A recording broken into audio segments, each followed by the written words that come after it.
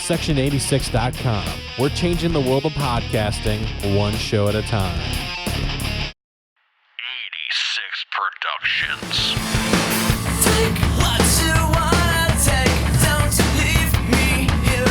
Lasting leap years ever your fear of the one and only love.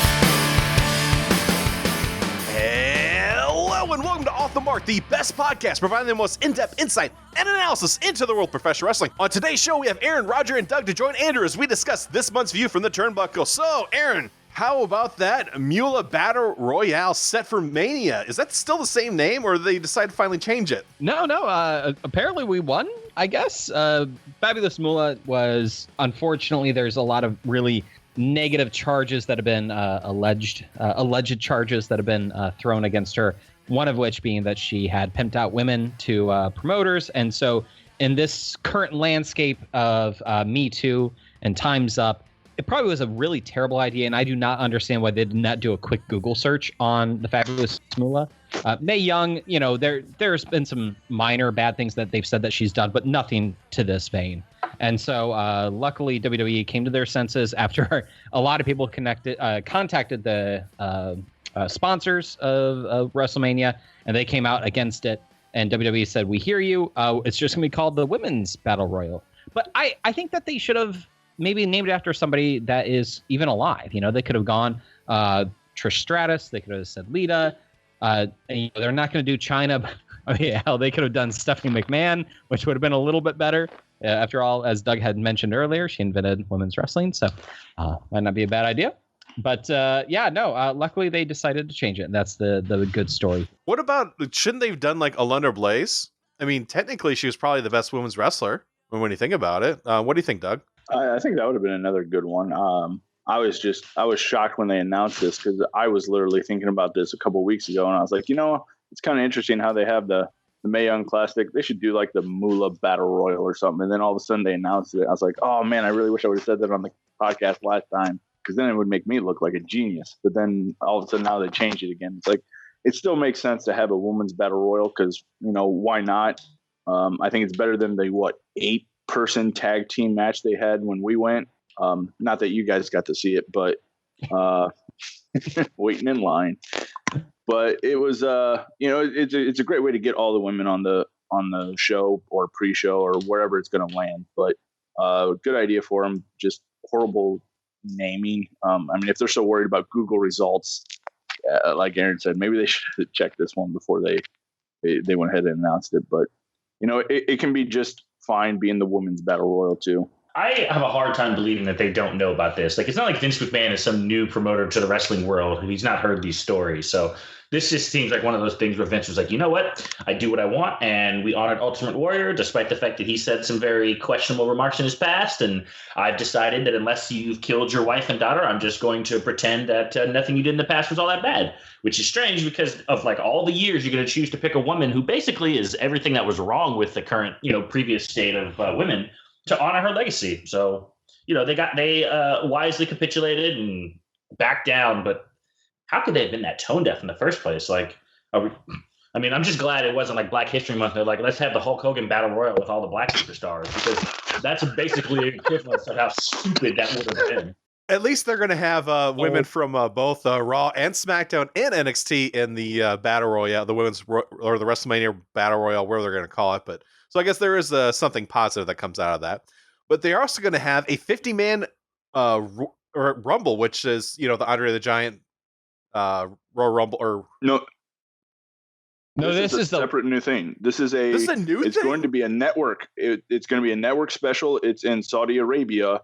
They're going to have a 50-man battle royal where they're bringing back some Hall of Famers and current roster people. Apparently, it just got announced that they're also going to have 7 title defenses, I think, at this on this network special. So I'm kind of interested to see how they're going to do 50-man and basically defend all the titles. The funny thing is, and how much we're talking about the women's movement and everything like that, the only titles that aren't going to be defended on this network special, the women's. It is Saudi Arabia titles. That is true, though. The greatest Royal Rumble is next month. Oh, so late April. Oh, yeah. Really? So they're gonna have an April. Interesting. I'm glad that they're doing that. I'm surprised. I thought that was going to be on WrestleMania, but yeah, 50 man. So it's going to be a Royal Rumble style. Yes. Wow. That's what it looks like right now. Yeah. I'm impressed. They apparently paid a lot of money because it's a 10-year contract from what I heard. So they paid a lot of money to have a show come over. Wow. I'm happy for that. I'm glad they're going to do that. Whew. But actually, Doug, I'm going to start off with you for obvious reasons. So Jeff Hardy was arrested. And yes. What are your thoughts after you read the report that came out about it? Not really surprised. Jeff has had a problem with substances and substance abuses. This is not his first DUI. Knowing that they were filming the Ultimate Deletion, he was back home. My biggest question would be for the report, if I could actually get my hands on the report or something along those lines, is it just the alcohol or is he back on painkillers too? That's my biggest worry. I guess, what does it take, a few weeks before they find out with the blood tests? It kind of depends on how backlogged the crime lab is. I don't know how they are was it North Carolina? Yeah. Yeah. Okay. I don't know how their backlog is there, so it could really depend on and the substance. And I don't know if he even took the test or what he gave to give them, whether it's blood, urine, or if he just refused because he knew what was in his system.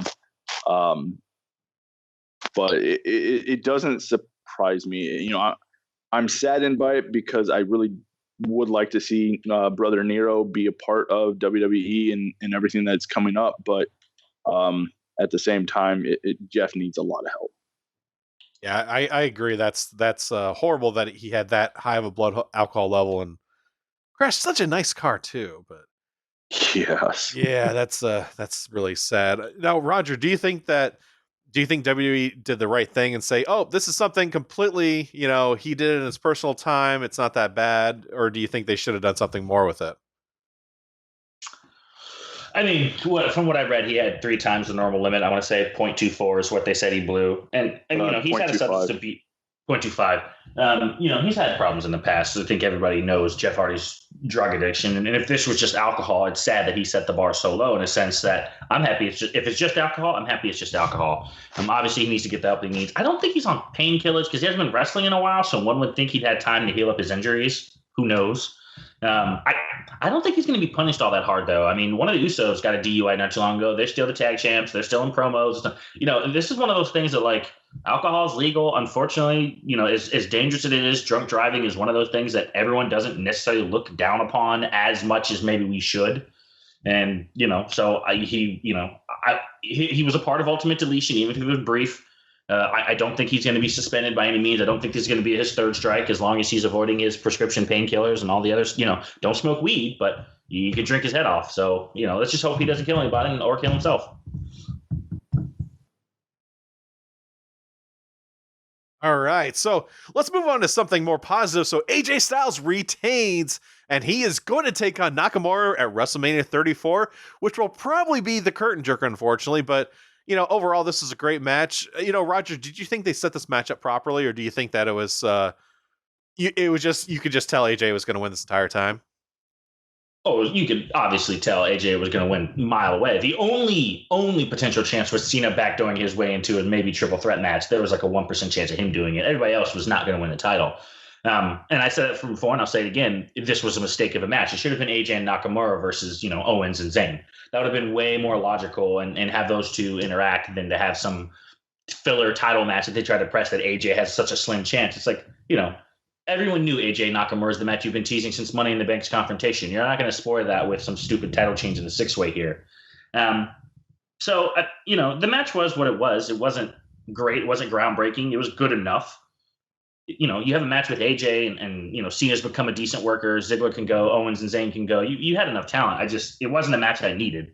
And gosh, triple threat match for the title. And how many times, I'm done with this kind of bigger feud between them. So I'm hoping that they're just moving away from it and let's be done and let AJ Nakamura get the shine and avoid the curtain, hopefully.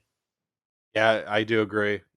Now, Andy, I already told you this is the hour 3 main event of WrestleMania. All right, it's not the curtain jerker; it's hour 3 main event. We'll see about that. We'll see about that. Wouldn't the hour 3 main event be the curtain jerker if it's a 3-hour pre-show? Yes. So technically, it sounds like what you're saying is Andy is right. This is going to open. So I agree with what Roger said. This match was completely unnecessary.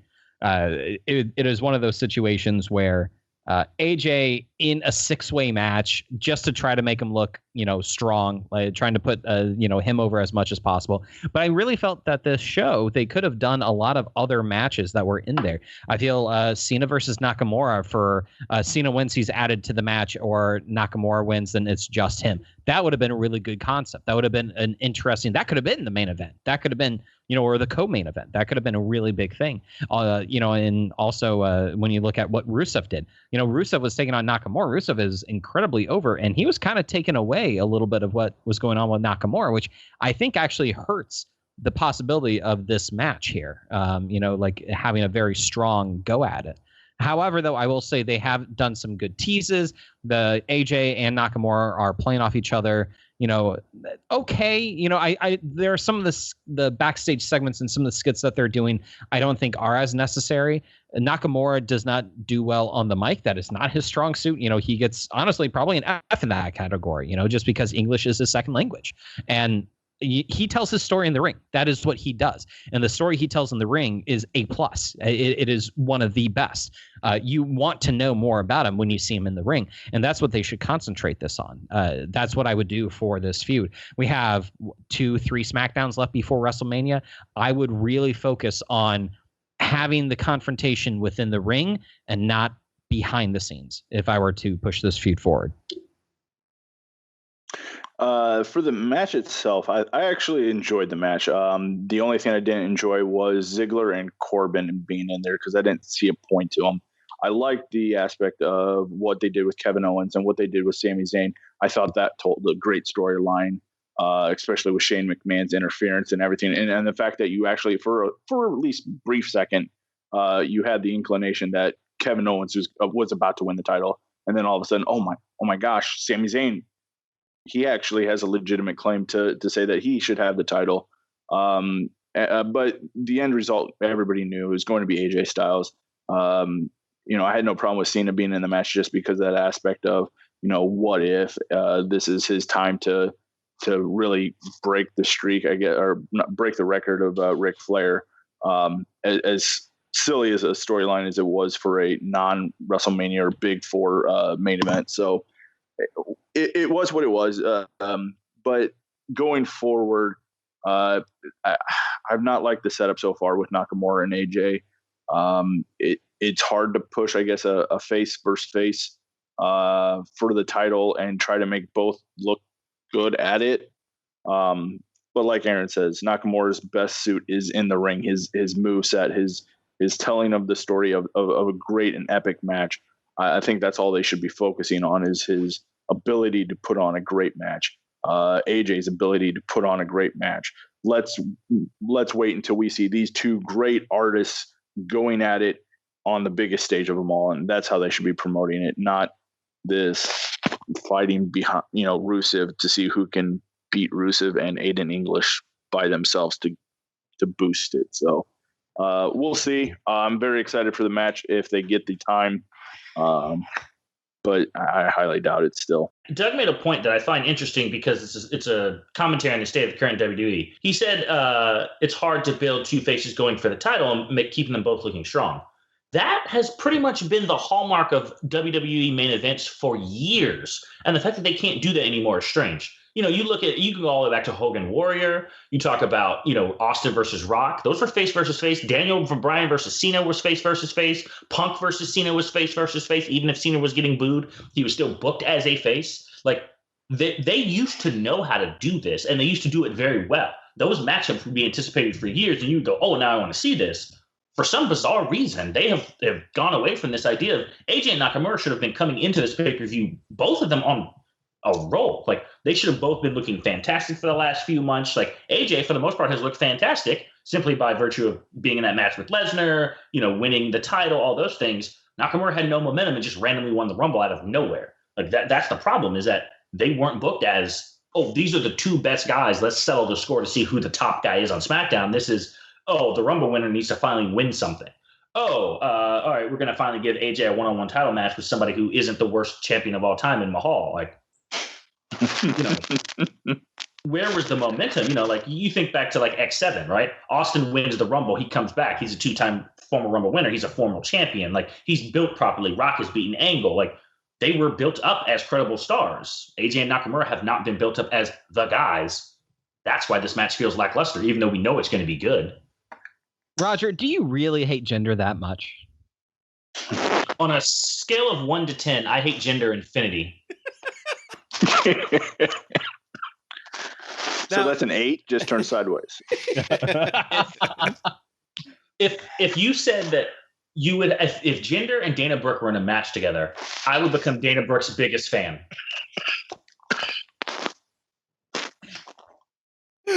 Okay. So, Roger, you're telling me that if you were locked in a room with Jinder and let's say, I don't know, O.J. Simpson, and you had a gun with 2 bullets, would you shoot Jinder twice? I would shoot Jinder once because I'm not going to kill him, and then I'm going to yell at him and make him pay in the same way that I had to suffer through his title reign. And I would give OJ the second gun, and then I would be like, "Here you go, buddy. You do whatever you need to do to him. I'm leaving." Okay.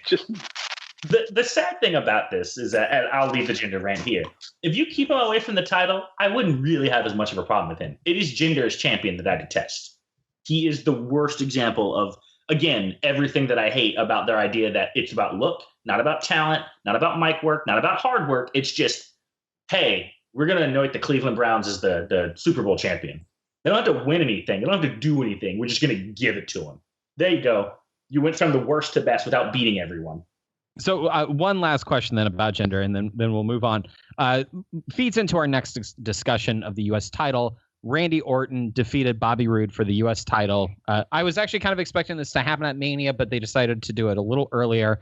And it's a 3-way now with Jinder Mahal. Are you okay with Jinder Mahal? Let's say he wins the U.S. title. Would you be okay with him winning the U.S. title versus the WWE? So the idea of Jinder being the anti-American U.S. champion is better than him being the WWE champion. I'm not going to say I'm okay with it because I'm pretty sure I saw this gimmick done better by Rusev and 50,000 other people. Like that gimmick is tired and old at this point. It worked with Rusev. It helped to get a character over. I don't need to see Jinder do a repeat of it. Like, for one, if he wins the U.S. title, that means he's not going to Raw and he's not getting off of SmackDown. And I want him off my screen. So I don't like that idea. However, I do like his involvement because I think this could be leading Rude down the heel turn. Like, I like Bobby. He's not a very good face. Like, he's just okay. He loses everything that makes him special. His theme song is very arrogant. His robes, his mannerisms. He doesn't work as the smiling, I respect you, Randy Orton face. So he needs a reason to kind of be a little bit more aggressive. Orton at this point in his career, he's established enough that he can pretty much just be Randy Orton, Randy as Snap. But Rude needs to have, he has no story. He has no development. I have no idea why Rude does the things that he does other than I want to win. Like, he's just very bland and generic right now. So hopefully this kickstarts something more. We get to see a little bit more personality from him because I thought that was what stood out, for him in TNA is that he had a great character over there. And in NXT, they pretty much adapted that character and he became kind of the same guy, but with more of a glorious touch. He doesn't have any of that right now in SmackDown. So I think he needs a little bit more development, and this feud with Orton could really help kickstart it.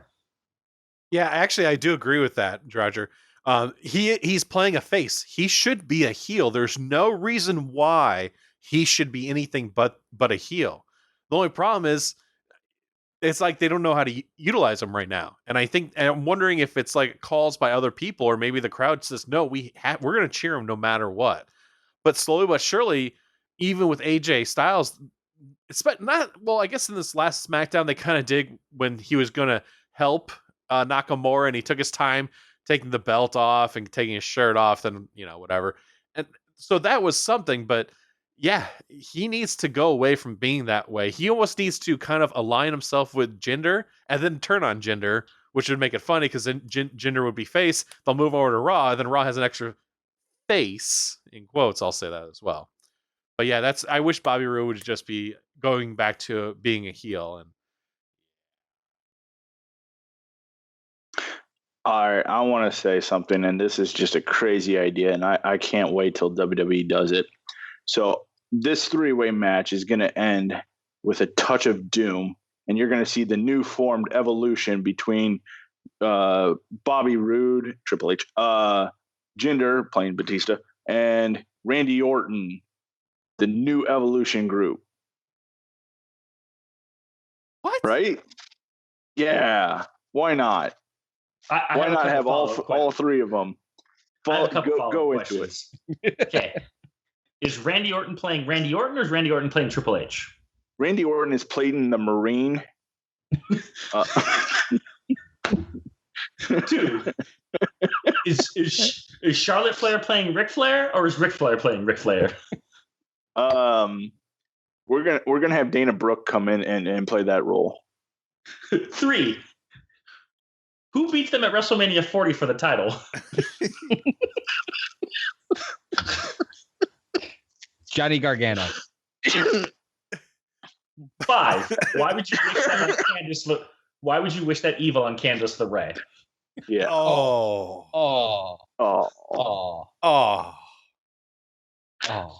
Anyway, so sorry, that idea was just more entertaining than what it's setting up, because we've all seen this way too much before. We've seen Randy Orton versus Jinder 6 times for the title. We've seen Bobby Roode versus Orton probably way too many times.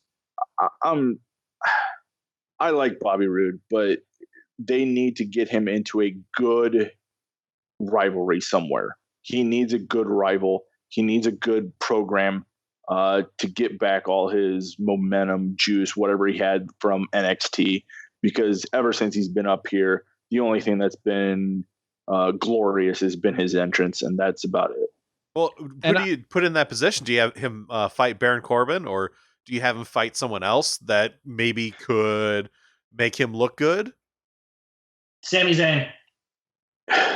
Oh, there's an example. After WrestleMania, a feud with, but that's the thing, is that like he is really better as a heel. So, the top heels right now on SmackDown are Kevin and Sami, and that's really it. Like Baron Corbin, I guess, would be the next tier, but he's very clearly removed from the main event. Like it is Owens and Zayn. Whereas if you look at the face side, you've got AJ, you've got Nakamura, you've got now, somebody else. I mean, you've got Cena whenever he decides to flip back and forth. You've got Randy Orton. You've got enough faces. So you need more top established guys on the other side of that equation. And then you have someone who's floundering as a heel. So like, why not, or as a face, why not turn him heel?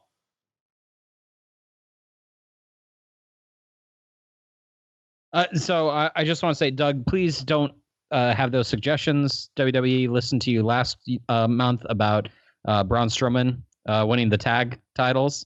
So yeah, I appreciate if you would not give them asinine ideas, because we know that we get a download from them. So for the love of God, please say like Daniel Bryan versus AJ Styles versus CM Punk triple threat at WrestleMania 35 or something. That's all. To that, I would just say I'm all in. Since they listen, Doug, Jinder would be I'm great on Raw. Doug called it first. Yeah. How about we say Jinder to Raw, and we want Rollins in return? Yeah, I'm okay with that trade. Yeah. Speaking of Charlotte Flair, that Roger had mentioned earlier, Asuka made her decision. She's going to take on Charlotte for the SmackDown Women's title, and I gotta say, we were expecting this, but I'm pretty excited for it. I cannot wait to see these two go at it. I don't believe they even, if I remember correctly, they weren't around at the same time at NXT. So this will be the very first time they even touch. And I think that's going to be really, really awesome. I think we're all probably expecting Asuka to win, but either way, this is one of those situations where you could see Charlotte come out on top. Yeah, that is true. This will be very intriguing on how they go with this direction because Asuka has that undefeated streak, but at some point, all streaks come to an end, and when is that going to happen? I don't know if unless they have her fight Ronda, but I don't think Ronda's ready at this point. But yeah, this will be interesting. I'm excited for it. I can't wait to see what happens and how it progresses. Is this going to steal the show? Like that's the other question. Like we have to. But I'm actually excited about this match too because it's going to be two women who are going to give it 110% in the ring, and I feel that the outcome will be exactly what we thought. I'm interested in this matchup just in the aspect of you do have the undefeated streak, and if anybody deserves the right, I guess, to end the streak of Asuka, it's got to be Charlotte. I don't think there's anybody else that should clearly be able to end the streak of Asuka except for Charlotte. And why not at WrestleMania? Why not end the streak at WrestleMania? But at the same time, you can still develop Asuka's character, and maybe she wins it at Backlash is the next one, or whatever the next one is for them. That way, you still give Asuka the title, but you have Charlotte still as the one that ends the streak, and rightfully so. So it is interesting. It makes it a very wonderful question of you really don't know who's going to win, whether Charlotte's going to win and defeat the streak, or if Asuka's going to win. So very happy with the setup of this matchup, and really looking forward to this match. As it will be one of probably the best matches at WrestleMania. So this match is everything that I complained about the world title not being. This is two very well built up characters. This is the Royal Rumble winner. This is a very credible and dominant champion, in my opinion. Arguably, Charlotte has been the best women's wrestler of the past 2 to 3 years. They from WrestleMania 32 to right now, I would say Charlotte would be your ranking 1A. She established herself as the better champion when she beat Alexa Bliss. She's beaten everybody there is to beat. This is a fantastic match. It's a great setup. I loved her just coming out and challenging Charlotte. And her explanation is, Alexa Bliss is not good enough for me. I want to challenge you, so I'll put Charlotte over as stronger. And what really I think makes this match special is that there aren't just actually two potential outcomes. Charlotte could reasonably win. Asuka could reasonably win. Carmella could reasonably cash in. Carmella could reasonably cash in and get pinned by either the challenger or the champion. There's so many potential outcomes with this match that I think this is a sleeper for match of the night. And that's why I really am excited about this. This is my low-key sleeper match of the night. Like, I think this will steal the show, similar to how Sasha, Becky, and Charlotte stole it at 32. Wow, dude, that's actually a great idea. To do it so then Carmella eats the pin, Charlotte will still look strong, or I think in this case you're going to have Carmella cash in on Alexa Bliss. Like, have her win and then have Nia Jax just like tear up Alexa, beat her up and everything. Then Carmella comes out and tries to cash in. They could always do that. Then you move Carmella over to Raw. But other than that, I mean, this match, thumbs up. I'm looking forward to it. SmackDown tag titles. We have the New Day versus the Usos, but it didn't go as planned because the Bludgeon Brothers decided to come in, so they want to in on the tag action. Roger, do you think that this is going to be something that is going to work out good, or do you think that you're going to put the belts on them and then have the Usos face off with these guys instead of the New Day, or do you actually put it on the New Day? No, I think this reminds me very much of going into WrestleMania 2000, where you had Edge and Christian versus the Hardys, and then you had a very dominant Dudley Boys kind of beating the crap out of both of them. And you finally just said, well, let's put them in a ladder match. Like, to me, if the Bludgeon Brothers have established their physical dominance over the two teams, they beat the crap out of them at Fastlane, they destroyed them. I think it's going to be a triple threat. I think you need a stipulation, so I think they put them in a ladder. It's the one match the Usos and the Hardys haven't, or the Usos and the New Day haven't fought against each other in. You've got a power team in the Bludgeon Brothers. You've got some high-flying teams in both the New Day and the Usos who can work.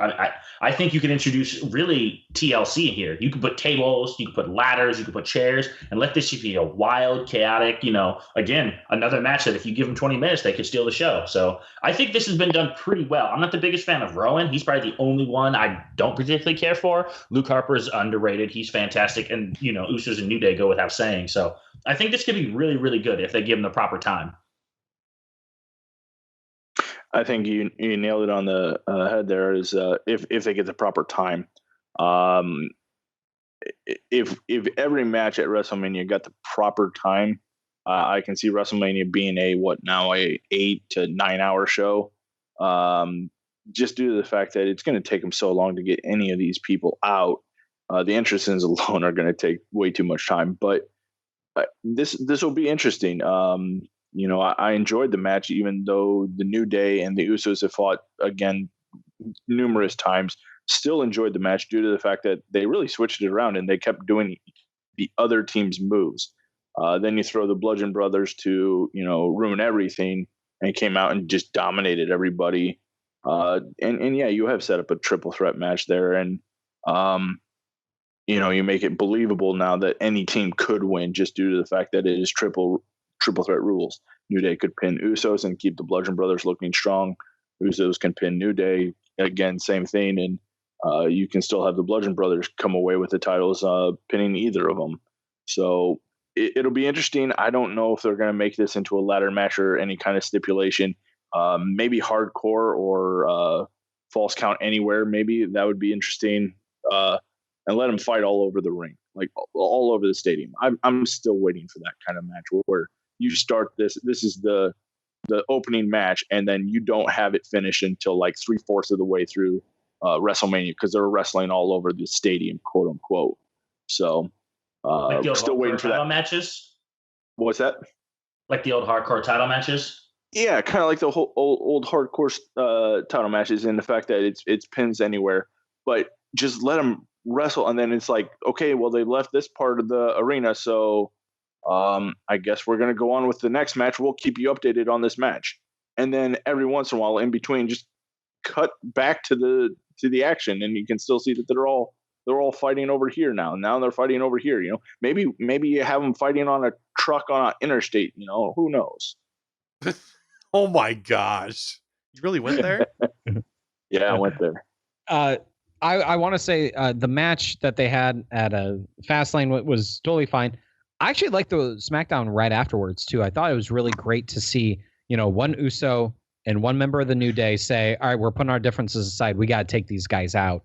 And they didn't do that well because they're not a team, right? That's what it should be. They weren't a tag team. They weren't cohesive in the same way that the Bludgeon Brothers were. And I like that. I really did.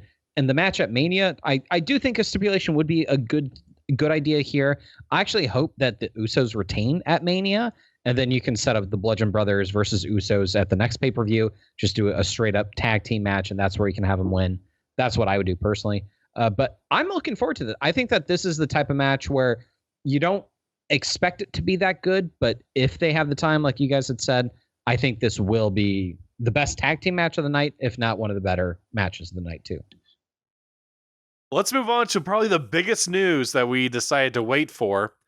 And Aaron, I'm not sure, I think it was Roger who posted this in our group chat, that a certain person got cleared. And Aaron, since you and Roger were both there, I'll start off with you in this case.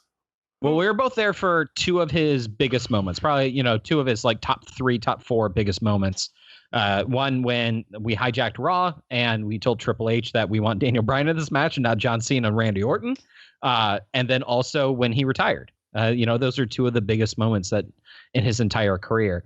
And to hear that he was medically cleared, that he's ready for in-ring action, that's a huge deal. And the whole thing they did on SmackDown for him, I think, was great. The fact that he got attacked as well and they did not hold back was really good too. And I cannot wait to see his match at Mania. And I mean, the crowd, like, I don't know if we can say this enough, but Daniel Bryan is the definition of over. And this is somebody that Vince McMahon, and Vince is smart. He's a businessman. And yeah, Roman, he's the marketable guy. But for wrestling fans, Daniel Bryan is the man. He is a babyface, pure and simple. He is the type of person that you don't even have to rocket strap him because the fans are going to do it for you.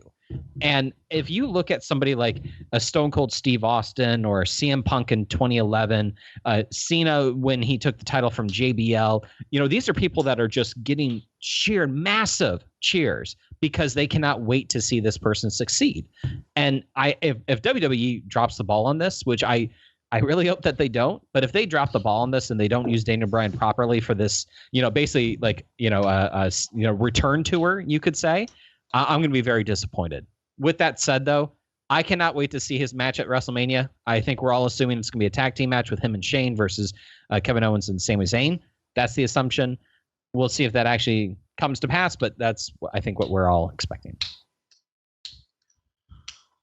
I mean, this is one of those moments that I say that as a wrestling fan, I kind of know where I was when it happened.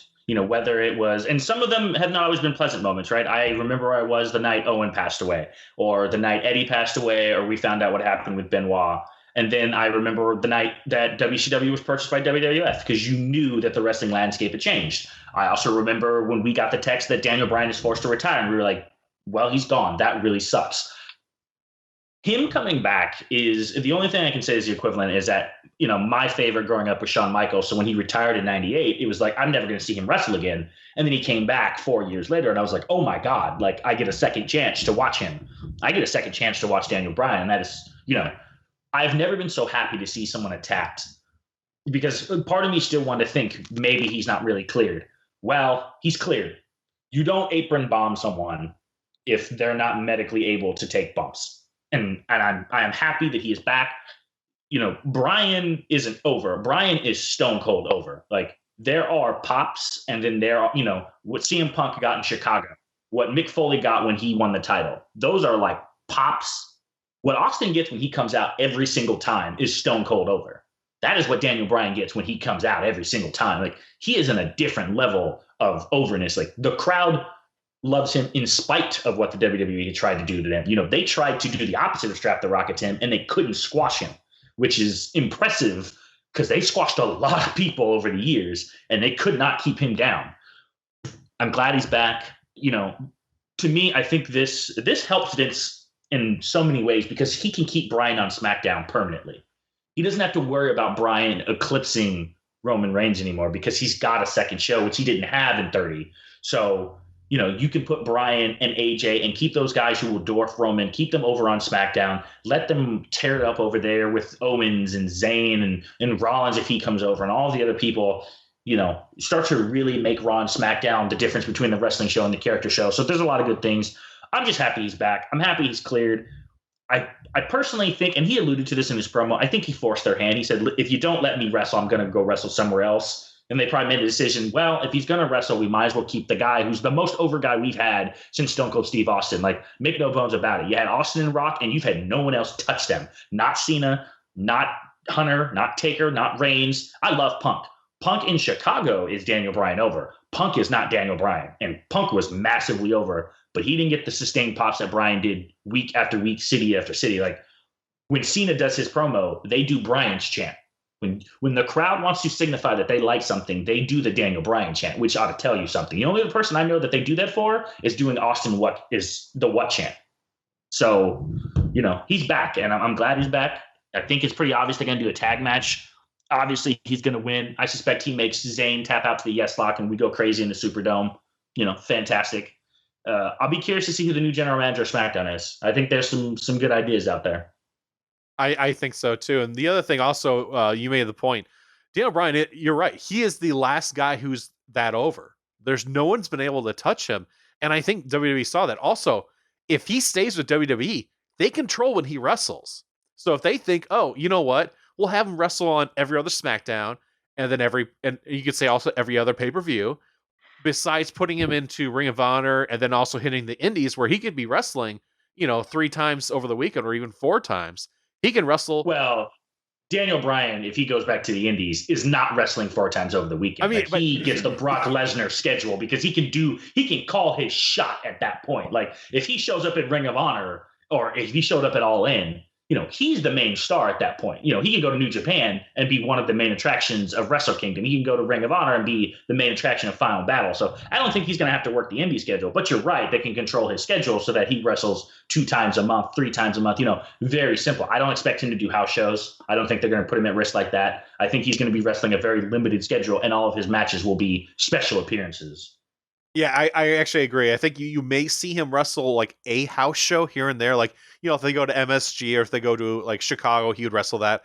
But I don't think you'll see like the small ones like Moline and Peoria. He would never touch those. So, but yeah, I'm really excited about this. now, Doug, Dan O'Brien, I still remember when we all of us did the show afterwards. I mean, it was really sad, but now hearing him back, do you have the goosebumps seeing that he's back?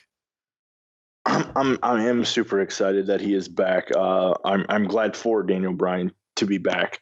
My prediction at the beginning of the year was that he would be back. So half point to me because I said it would be in the Indies, but it does look like he's going to wrestle, and I am very excited about it. But I think WWE is missing a huge, huge opportunity here in having him come back in a more glorious way of. He should have been wrestling in a mask as like El Generico just for fun. Like put him in a mask and say that so they'll be like, wait a minute, you're not clear to wrestle. And you're right, I'm not clear to wrestle, but I'm not wrestling.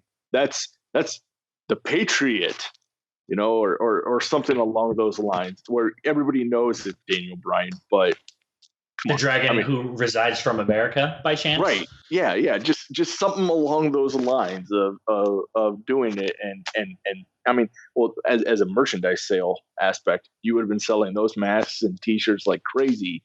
But you could have had him like make the save for whoever Kevin Owens and Sammy were beating up, and then all of a sudden he comes back and all of a sudden he's the general manager. Kind of like Kane was doing, even with his mask and being the general manager, or what was he, director of operations or something.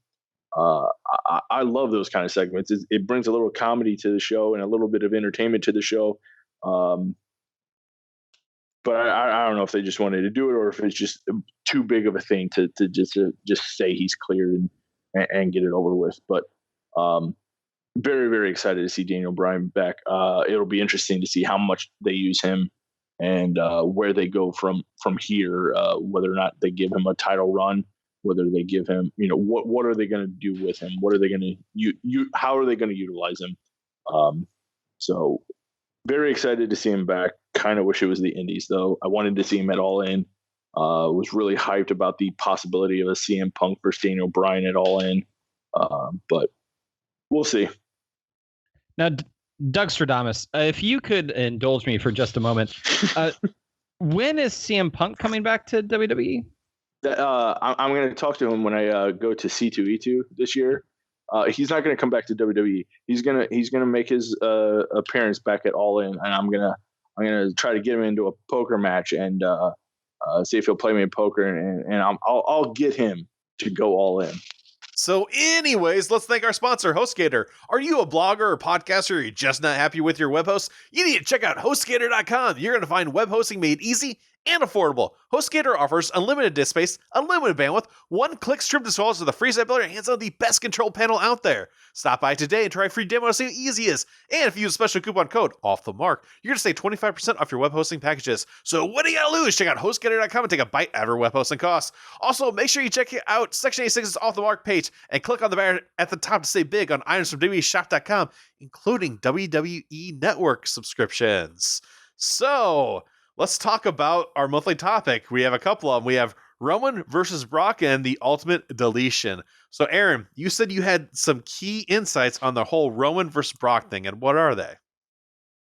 Well, so in our group chat, we were discussing it. One of the things I want to say is at Elimination Chamber, we were all expecting it, and as I had mentioned in the last month's show, we knew what to expect, and I was already disappointed. Somehow they still disappointed me with it. However, though, I will say I really enjoyed Roman's promo the night after, and then the night after that, and the week after that one. I actually thought his promo felt a little more like there was something behind it. Like he actually came out and he had energy and he had passion, which was something that we had not really seen a whole lot of. And I actually enjoyed it. I actually think this match has a possibility of being really good. This last week we saw Brock attack Roman, and what they were trying to do was trying to be a little Stone Cold-esque there. I would not have done that angle. I actually think that kind of hurt with what they were trying to do, but I'm a little intrigued by it.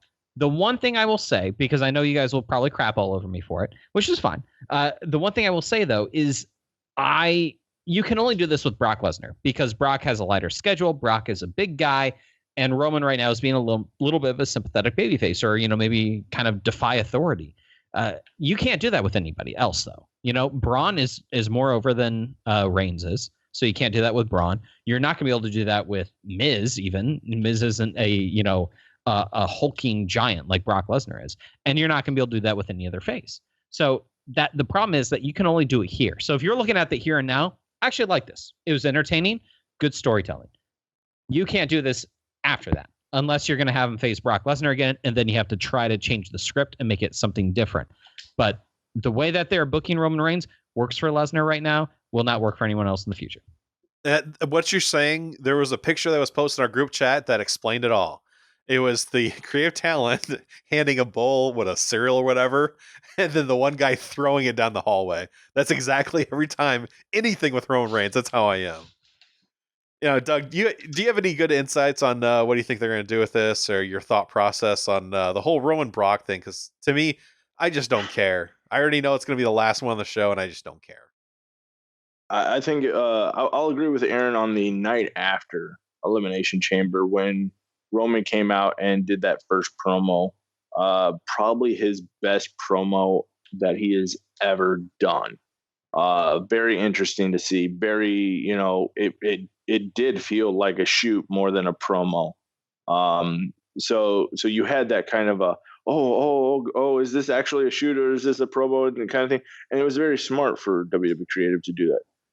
Then they tried it again the next week, and they went a little bit overboard with the whole he's a Vince's boy.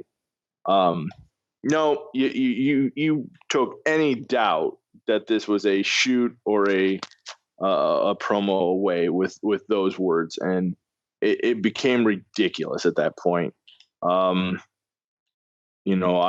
excited that they have not brought up or did the typical Brock Lesnar, we have to unload the locker room to separate these two yet. Like they seem to do with every other. I know it is coming, but I'm glad that they haven't resorted to it yet. It is coming. It's coming next week, isn't it? Yeah. Yeah. But at the same time, you know what? I don't think I was any happier than watching Brock come out on Monday to a handcuffed Roman Reigns and just annihilating him. So I will enjoy that setup to it. I'm still not necessarily looking towards the match. The only thing that could save it is Seth Rollins coming down again in the middle of it just for, Oh, that'd be great. Just for fun and saying, I've declared this, or them saying that this is they fire Kurt Angle for beating Triple H at WrestleMania, and then they declare a new general manager, and a new general manager just steps in. I don't know, make Goldberg the new general manager and have him come out and spear somebody. And I'd rather see him be the title holder again rather than Roman Reigns. But the biggest thing I guess I'm looking forward to is this 3-year storyline being over.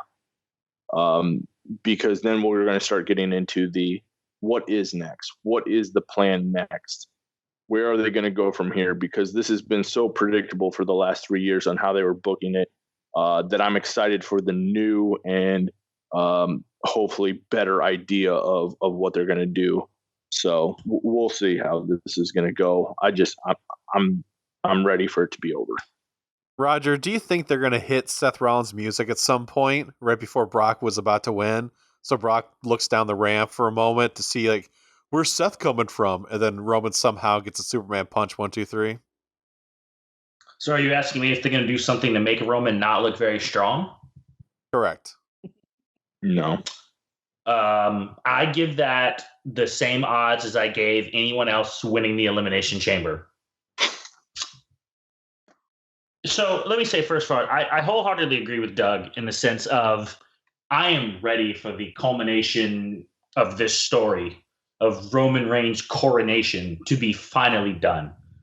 Please, I get it. You're pushing him as the guy. You've given him the super push of all super pushes. He's going to beat the Beast. He's going to retire the Undertaker. And he beat Triple H, the greatest of all time, in 100,000, arena. Okay, fine. I get it.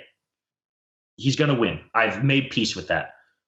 My problem with this is that like Aaron said, the night after, and that's the part of Aaron's statement that I do agree with. The night after was fantastic because the idea of Roman himself being angry and felt disrespected by Brock Lesnar, and then had they actually done this the proper way, he should have directed his anger towards the fans, to be quite honest, which is, I can't believe you guys would cheer a guy who doesn't give enough crap about you to even show up on Raw more than once a month, because that would have been a very real and visceral response. And there are a lot of fans who don't like the fact that we don't get to see Lesnar, and the fact that the belt is gone 3/4 of the year is a very frustrating point. So he would have had some legitimacy in that frustration. That's why the first week's promo was like, this kind of works. And then they decided to basically try to recreate CM Punk's lightning in a bottle, because instead of it being Roman versus Brock, it became Roman Reigns, the voice of the voiceless, versus Vince McMahon and his so-called corporate champion, Brock Lesnar, which is like, hold on. Everybody under the sun knows that Vince McMahon and Brock Lesnar are not thick as thieves. They're not tight. Brock is not his boy. There's no even suspension of disbelief that he is his chosen corporate champion, because we all know that's either John Cena or Roman Reigns. So the idea of Roman Reigns being angry that Vince's boy is getting special privileges is like, wait a second, you're the guy who's been in the Final Four of the Rumble 4 times in a row, the guy who's about to main event his 4th WrestleMania in a row. I don't want to hear this about, oh man, we're sick of Vince's boy. You are Vince's boy. You are not CM Punk. You are not Daniel Bryan. You're not AJ Styles. You are the anointed chosen one. So you cannot rally for the people. And to be quite honest, this Monday, when Brock's music hit, I was so happy to see Brock shut him up. I just wanted him to annihilate him with a chair. And I think a lot of people saw it too. It was like, dude, it's fake. It's just not. It went from being very real to very fake and manufactured and packaged. Roman Reigns is not the underdog. He's not the people's champion. He is not the guy who speaks for the fans against Lesnar. If you wanted to do he's the guy who speaks for the locker room, that was fine. That could have worked.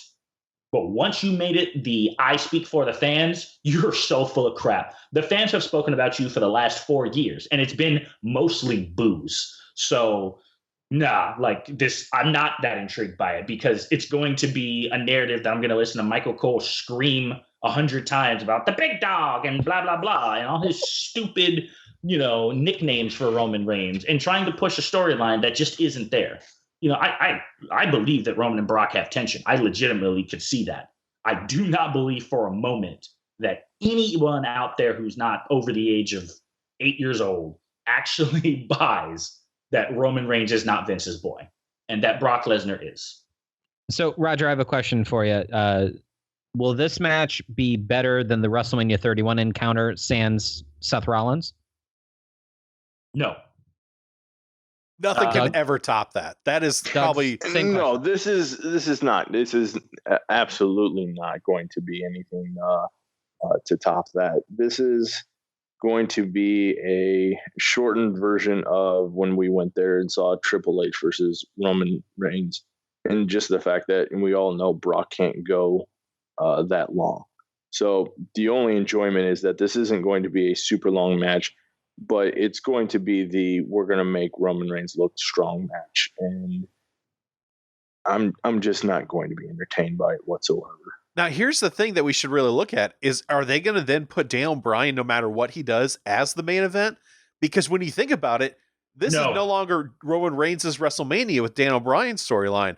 Everyone's still talking about Daniel Bryan. And it's only been, 11 hours? Andy, this is a 3-year plan in the making. Daniel Bryan coming back is not going to get in the way of Vince McMahon getting what he wants, which is Roman Reigns standing tall victoriously over Brock Lesnar. This was the plan for 31. He's doing it at 34. This is his hill to die on. He will, unless Roman Reigns is arrested or dies, he is standing tall at the end of WrestleMania 34 with that championship in his hand. There is no other outcome. Now, I do have a question, because I do want to throw an idea out there that I've been thinking about, which is Ronda Rousey being in the main event, because it's Ronda Rousey and it's Triple H. So you have two big names right there, even though obviously you have Stephanie McMahon and Kurt Angle in there. what are the chances, Roger? Because obviously I know you like to put percentages out there.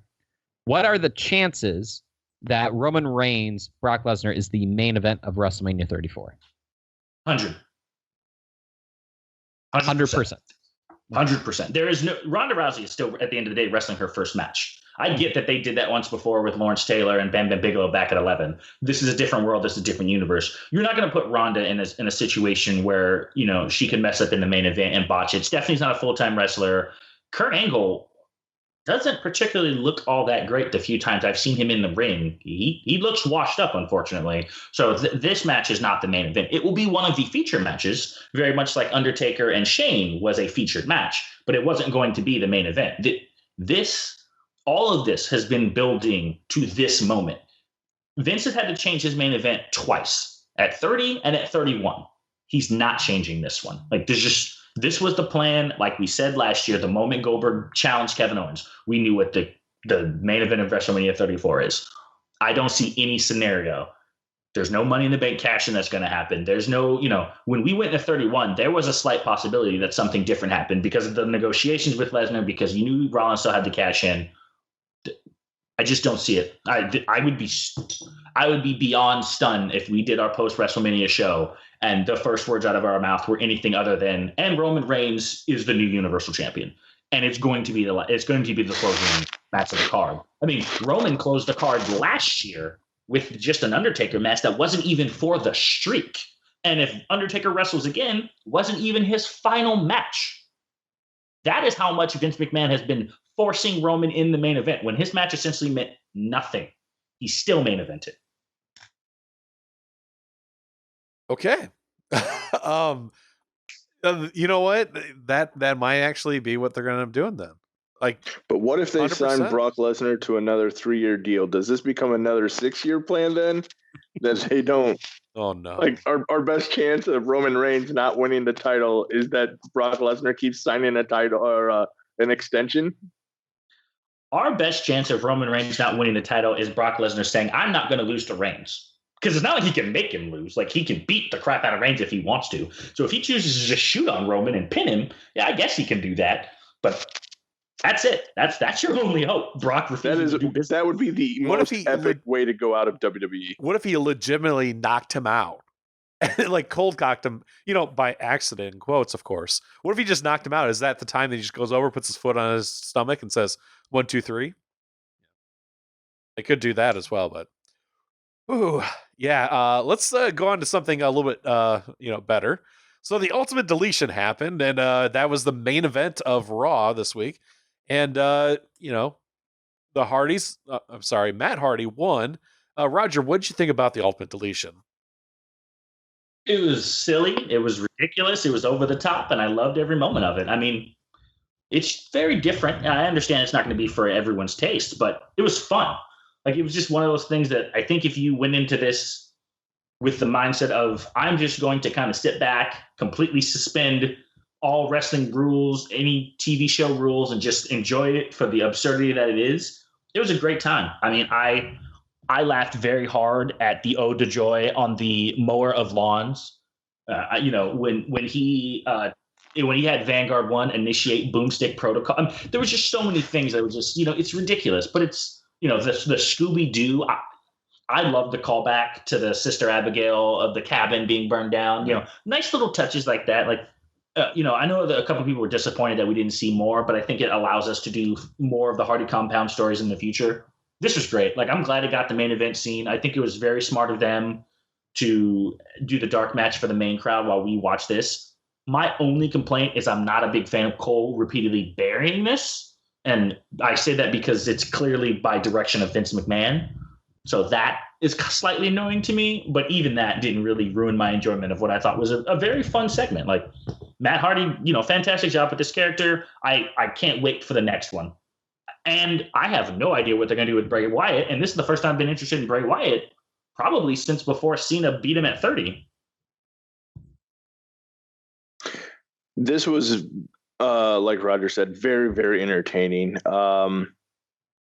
It was not up to what he did at the indie show, in TNA between him and his brother.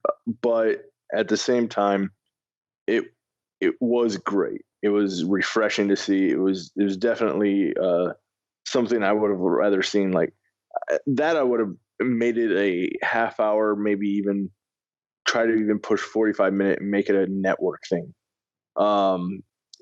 What better way to get people to join into the network and to see the Ultimate Deletion? But at the same time, I don't know. It didn't seem to have the essence or I don't know, maybe the surprise of it aspect of the original, but it was still entertaining. I'd love to see what's going to happen. And like Roger said, what's going to happen with Bray Wyatt? This is actually interesting to see. We'll be able to see something new. Are they going to keep him off the screen for a while and let him come out as something new, or is this his resurrection and he comes back with Sister Abigail or something? I don't know. We'll see, but it'll be I'll definitely be interested to see what happens next. Aaron, I want to know, did you know that who the original Sister Abigail was supposed to be? I have no idea. The rumor was Bailey. Yeah. That was the rumor. So Aaron, Final Deletion, your thoughts? Yeah, so I liked it. I totally agree with Roger's point. There is one minor criticism I have that I think would have been fantastic, and that was, I think they should have made the ref part of it. I think because the ref was like, ring the bell, and then he was treating it like it was a shoot. And I actually think that the ref would have been like, ring the bell, I guess, like, because there's nobody to ring the bell, right? And so I think they could have had a little bit more fun with that. And then he's like, oh wait, I guess I won, and I think they could have done some fun things with the ref with this whole thing, because I felt like in TNA they did that. I felt like they made it a little more comical, a little more, like, what is this? Because if you tell somebody who is a non-wrestling fan or even like semi-wrestling fan and they're watching this, they're like, what is this? And they kind of see some of the funniness of it. They see some of the comedy. And I think that's the main point that you want to get out of this. I hope that Bray Wyatt's character gets put into something different and special. If Jeff Hardy, if he's on the up and up and, he just made one very minor mistake and things are going better for him, I would love to see Brother Nero there. I think they could do a lot of fun things with this. They don't need to have it like every month or even 2 months or anything like that. This is something that it should be a big buildup, and it should be like, it's been 4 months of these guys fighting. Now we're going to have this Ultimate Deletion. We're going to have this, special event for Matt Hardy versus whomever. And I think that would be really cool. I think that that's what you could do to keep this ball rolling. And we'll see what happens. We'll see what the ratings are for this segment. We'll see, what the social media scores are. And ultimately, the big thing is what Vince thinks. Was Vince a fan of this? Did Vince enjoy this? Did he find it funny? Did he find it entertaining? Because if Vince did, we're going to see more of this. Hopefully it's not, something where, it's like 2 hours worth of it. We don't want to have 2 hours of just straight that. You want to have, a little bit of build up to it. Yeah. You want to have a little bit of build up to it. So that's my hope, but we'll see. You know what? The next pay-per-view is going to be the Ultimate Deletion. Yeah. And it's just going to be 3 hours. Deletion was fun. You know what would be funny if they did this? If they had like on the WWE Network, they ran like something on the Hardy compound for like 24 hours or something like that, and have something crazy happen every so often. And sometimes it's like just, a fire going on. Then like all of a sudden, like, I don't know, the Young Bucks appear for no reason. They're like, hey, how's it going? Walk away. I bet they do something like that eventually. Aaron, to your point about the referee, the previous week, Kurt Angle did have a quick segment with the referee where he talks about, he's like, hey man, I need you to be the referee for this. And the ref is like, did I do something wrong? So they did acknowledge the referees. I must have missed that. So I know, I don't think it was on the Hulu version, so I don't know if you watched the Hulu version or just the highlights, but so they did acknowledge the referee was an unwilling participant. So basically what it sounded like is that he was there to just count the pinfall and get out of there as fast as possible, which is why he was like, ring the bell, let's get this over with, I want to go home. So they did kind of mention that, maybe not in the way that you had mentioned and should have, but they didn't just pretend like the referee was just happened to be there. He did do some interaction. Okay, cool. I'd like to see them actually put this in some type of DVD. Maybe grab the one from the indie show as well, and see if they maybe can work something out with that. That'd be kind of cool. But oh well. Anyway, so I guess the take back big news, of course. Daniel Bryan comes back. I still am excited about this, and I'm looking forward to our WrestleMania special. We will have that out the Wednesday before WrestleMania. If I'm correct, it's like April 4th, if I'm correct. And that'll go out early in the morning. So we'll go from there. So anyway, so that's all the time we have for this month's show. If you're into the Twitter, you can follow the show at OffTheMark86. I want to thank 86 Productions for hosting and editing the podcast. And I want to thank all of our listeners for taking the time to download and listen to the show. And for Roger Cave, Doug Hahn, and Aaron Hughes, I'm Andrew Hughes. And until next time, see you in the ring.